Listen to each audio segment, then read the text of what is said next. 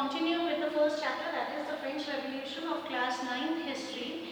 Till so far we have discussed about how the monarchy was abolished in France, how France became a republic, how the National Convention was formed, and when reign of terror was introduced under Maximilien Robespierre, how he met it with an end. Right, now just to continue what happened after the Maximilien Robespierre's rule.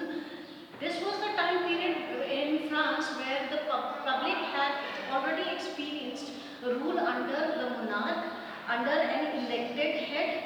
How if the power is given to one person can be misused. They have seen it in the case of Robespierre.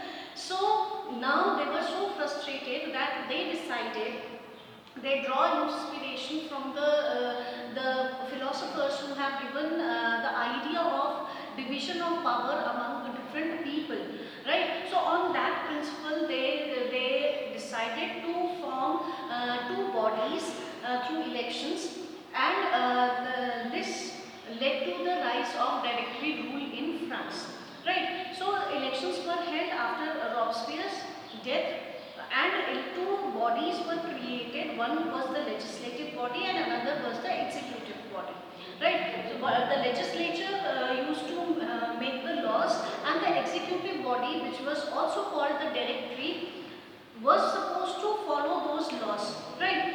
So at that time 5 members were elected in the directory or in the executive body. They were supposed to work according to the legislature, right? So this was a time phase of directory rule in France.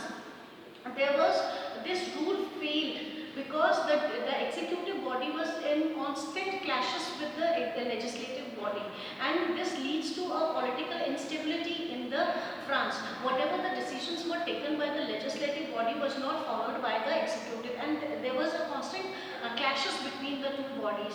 So again France was experiencing political instability, and this resulted in a total failure, and this gave rise to a dictator in France, that was Napoleon Bonaparte, who himself was a member of directory, right? So till here the political events of French Revolution we have covered. The rise of dictator in as a Napoleon Bonaparte in France.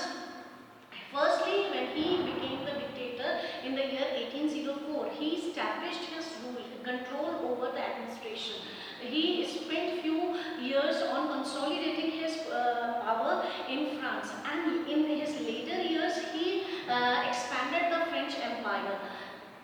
Whatever politically we have discussed so far, you will be continuing with the same in the next year in class 10, right? So this is all about the French Revolution, right? Now talking about the role of women in the revolution.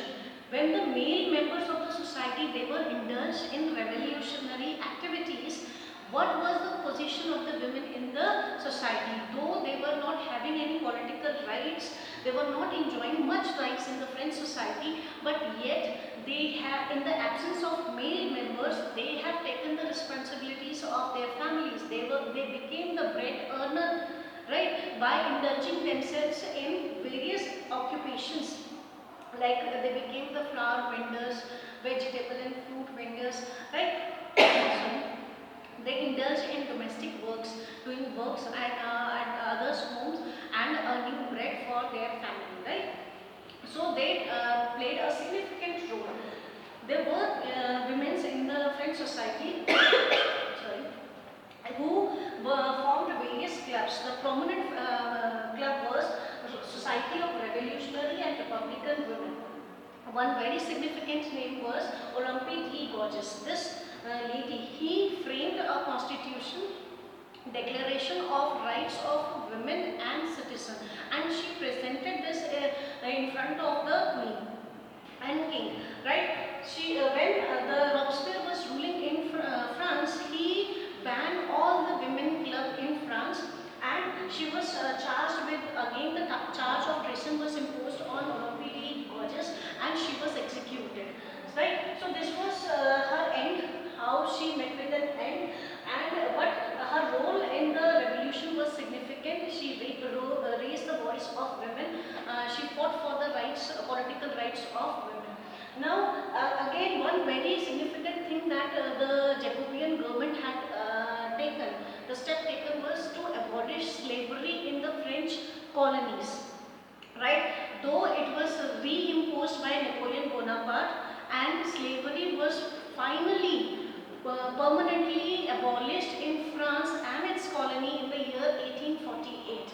Right? Now, this is all about the French Revolution. To conclude this chapter, this is an important revolution in the history of mankind, because from this revolution various new ideas, revolutionary ideas were generated, like equality, justice, fraternity, liberty, and these ideas became the base for the modern concept of democracy, which is practicing by many nations these days.